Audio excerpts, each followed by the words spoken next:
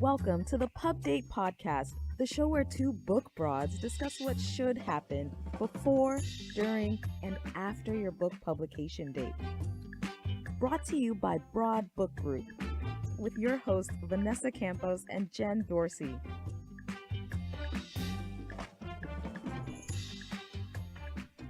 Welcome, everyone. It is the second episode of Spooky Season.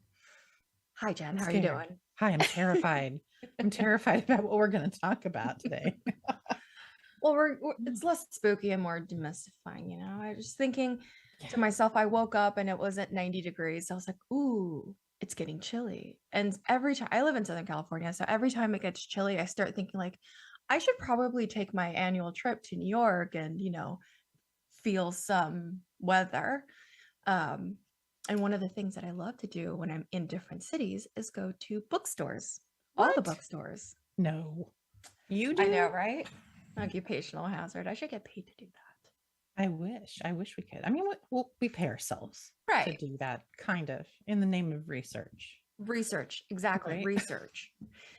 So one of the things that I always think about, like when I'm walking in, I'm like, okay, well, this is the latest and greatest. And this is like, this is what's selling. And sometimes what's selling isn't the latest and greatest, which I love. Backlists are great for publishers. Yep. But I always have my authors in mind. I always have, our self-published authors, our traditionally published authors in mind. And always in the back of my mind, I think, how did the books get here? And how are we going to get our authors' books in the bookstore? Magic. That's it. See? Boom. You wrote it. It's done. there. Answer. That's the end of the show, guys. Have a great week. Thank you. Bye. It's not magic. Oh, yeah. I was kidding. It's not. So we talk a lot about how books are made. Kind of like how are babies made, but how do books get to the bookstore, like physical bookstore, if you're so lucky to get that placement? Because we all know space is limited, lots of books out there, but how do books make it to that bookshelf? Excellent question. We should answer it today. This is the spooky part. This is the part that everyone's going to get really freaked out and start feeling overwhelmed, but it's okay because we're here to help with the overwhelm. Yeah. So the answer is distribution. Let's talk about that. Distribution. Capital D, distribution. That sounds like a really in the weeds kind of inside baseball word, but it's not. It's the way anything gets to any store. Books are no different, right? Right. I mean, it's a they product. are, and it's product. It gets to the store. Your laundry detergent gets to a store, so do your books. And the way that happens is distribution. Right. Absolutely. So let's unmask it. Yeah, let's talk about that. So if you're a traditionally published author, the book publisher takes care of distribution, right? Indeed, they do. Yes, which is a big reason why a lot of people obviously want to do that. They want to go that route because they are not the ones having to figure out the very complicated way that the book distribution happens. And it can be very complicated. So yes, that is on the publisher. So there's a lot that goes into it, as you and I both know. So let's dig into it a little bit. Here's the 50-cent tour, all right, or the nickel tour. Even it's the short tour. The short version is that you get a book deal and hopefully you get a nice advance, or at least on advance, any advance. It can be modest. You write your book. It goes through all the different stages, editorial and development and design and layout and proofing, and ta-da, then there's a book at the end. So once that happens, once your beautiful book is ready to roll, or actually let me back it up. Distribution, you should even think about before it goes to the printer. So before it even goes to the printer, your publisher is having conversations with their book distributor. And a book distributor, in short, is just a company that really is kind of the middleman between the publisher and the bookstore. They are going to go in, they're going to sell the books on the publisher's behalf, thus on your behalf. They're going to talk to buyers at places like Amazon and Barnes and Noble and all of the independent stores and specialty stores if your book is applicable to that arena. They're going to work with those buyers to determine how many books those accounts, those stores actually want to take on. So for example, if there's a bookstore that has, let's just say 500 locations, and they want to put 5 of your books in every store, that's a pretty good buy. That's a pretty Mhm. big buy, right? So they make those kinds of decisions before your book is even printed. Once your publisher gets that kind of ballpark idea, they then go out and shop it to different printers to do what we call a first print run. And they base that first print run on those numbers that they're getting from the bookstores. So the distributor really does a lot of that work with you and for you. Not every distributor does. Some of them are just a little more small scale, I would say, but on the big scale, that's how it works. And then those books get printed, they get sent to the distribution warehouses all around the country, all around the world. And then the logistics people take it from there, and all of those books go out to the Amazon warehouse, to the Barnes and Noble warehouses, and then into the stores. And ta-da, your book is in the store. That's the super short version. There's a lot more. And that's how babies are made. That's right. Okay, so we work with a lot of authors who are very, very either they don't want to do they don't want to give up their rights, because a lot of people are like, oh, I want to keep my rights. I want to manage the book and I want to, have creative freedom. So they decide to go the self-publish route. Can those authors access distribution in that same scale? No, I know. not on that scale. Not on that scale. There are, and let me preface this by saying there are all kinds of distributors. I can't talk today. Distributors. They're the great big ones like Ingram, whom we worked with in the past and we love working with. There are more mid-sized ones. There are some that specialize in very small publishers. National Book Network is a really good example of that. They work with pretty small publishers who maybe only do a few titles a year, or have maybe a slightly smaller catalog. So then there are like kind of mom and pop homegrown distributors and wholesalers who are willing to work with self-published authors. But it's very difficult as a self-published author to go and play with the big boys. And so, you're left with two possible scenarios. Either you're out knocking on doors trying to be your own salesperson, and you're warehousing your own books and you're shipping your own books, or you're working with a really, really small wholesaler / distributor to help you do that. But those deals they're hard to find. And not to say that they cannot happen, but I think if you don't understand the book business and you don't know how it works, you are at a real disadvantage to try to get out there and get your book into distribution if you're not working with a publisher. And keep in mind too, you don't have to be with a big publisher for distribution to work. I mean, places that are as big as Ingram work with really small presses as well. They work with all kinds of publishers, but they work with people who are in the business, who know the business. Right. But let's say that, you as an author, you're stubborn and you want to figure it out on your own.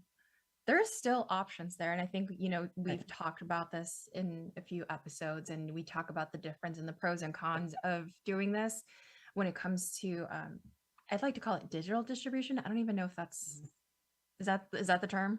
That's the term I use. Yeah. All right.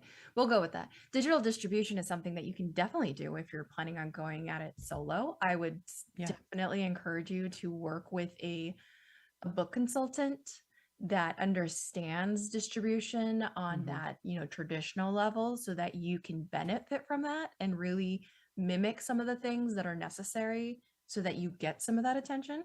But you can definitely do it through like Ingram Spark and Amazon's KDP. You can. And sometimes if you start with digital distribution, that can then, if you do well and if it performs well, that can get the attention of Amazon. It can get the attention of some other, bookstores or independent stores, and you might get a physical copy buy based on that. And we've seen that happen before too. So I'm with you. I always say kind of know what your goal is and know, and be realistic with yourself. If you are an independent solo press, it's just you and just your book, you're probably not going to get it into, a ton of Barnes and Nobles. That's probably not going to happen. But yes, you can absolutely get it digitally distributed through all of the channels and get it out there and then start building a reputation. And you and I know a lot of people who either solely distribute that way, or they started that way and then it turned into something bigger. Oh yeah. And if you work with somebody, or even if you are incredibly savvy, you did your research and you get into the hundreds of thousands of book sales as a self-published author, there's a really good chance that you can land a very great, dare I say, six-figure book deal for your next Ooh, book. I mean, you just have to be smart about it. You, like you said, you have to do your due diligence. You have to figure out what your goals are. So if your goals are to get it into the hands of your clients, you might not need distribution if you're right. not thinking like more clients outside of the current clients. If it's going to be just for like your workbook, then the people are coming to it and you might not need full distribution. You just need a place to print on demand. So if somebody buys the course, then somebody buys the book and then it gets printed and then it gets sent.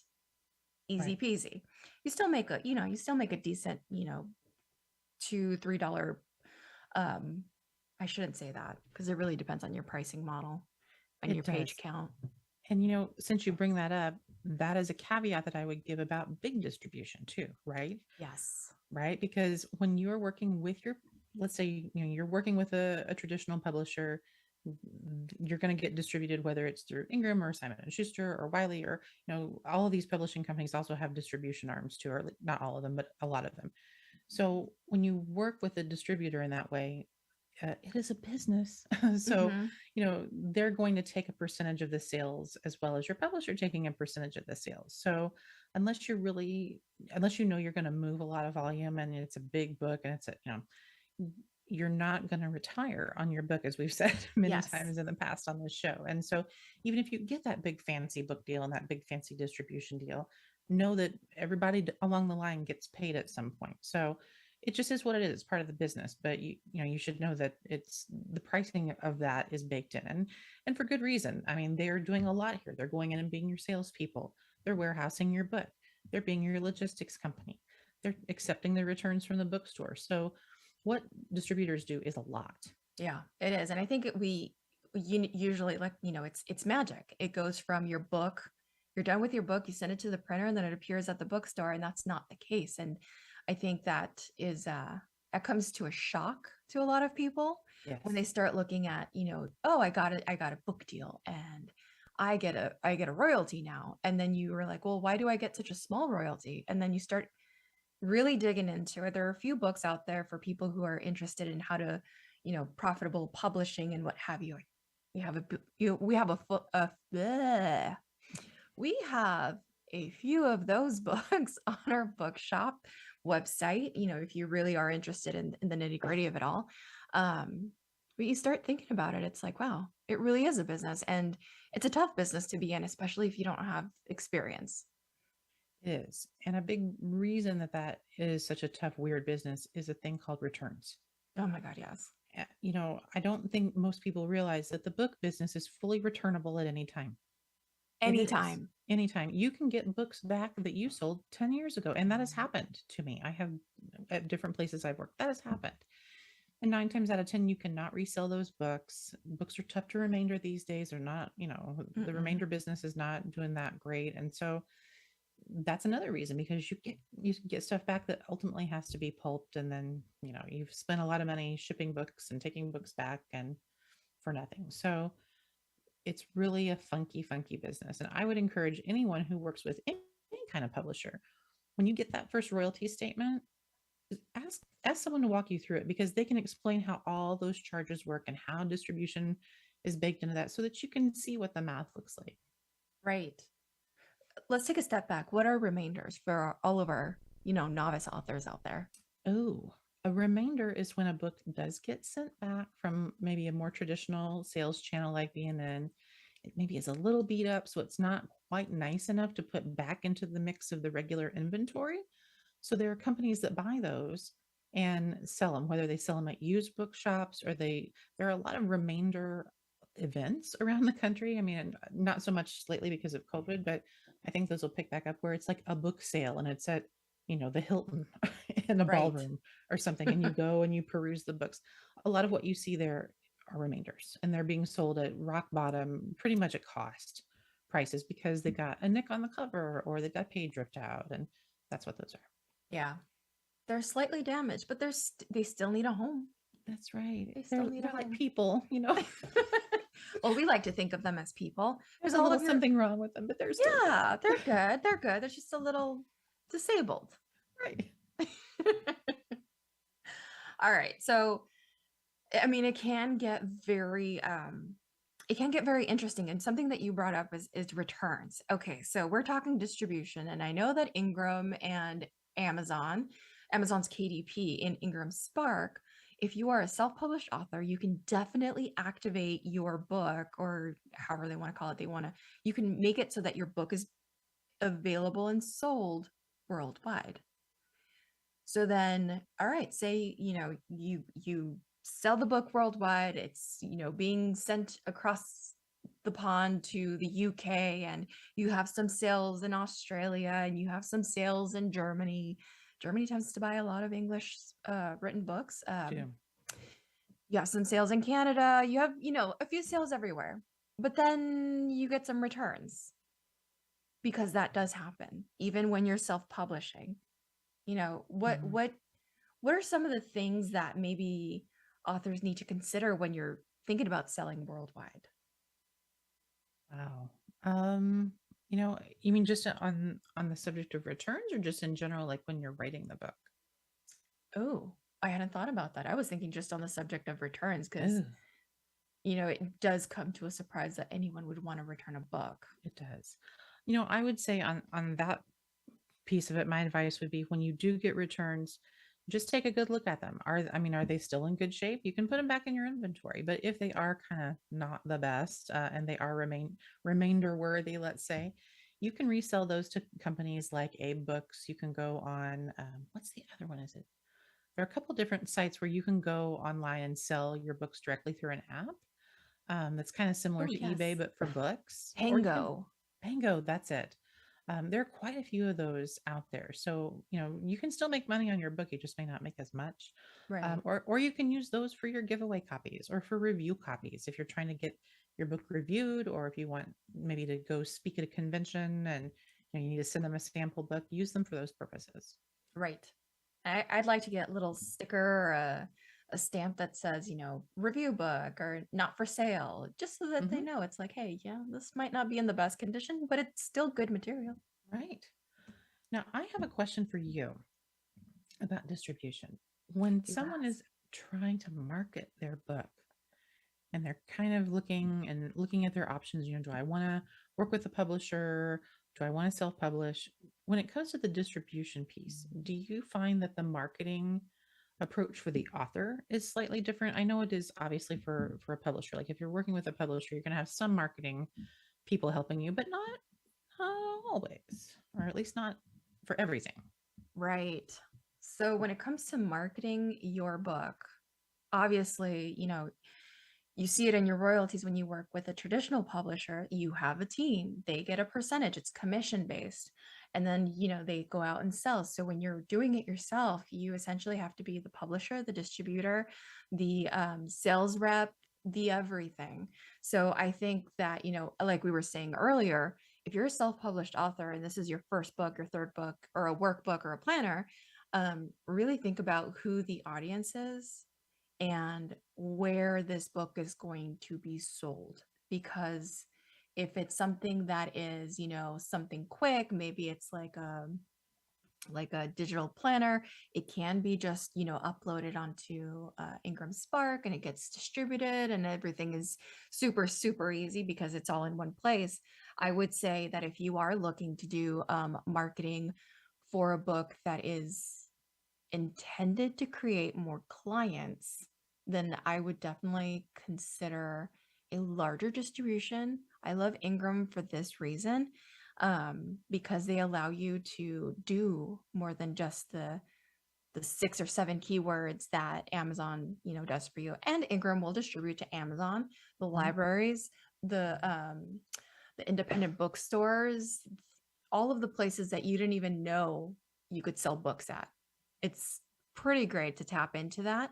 But keeping that in mind, you have to be smart about how you set up your distribution.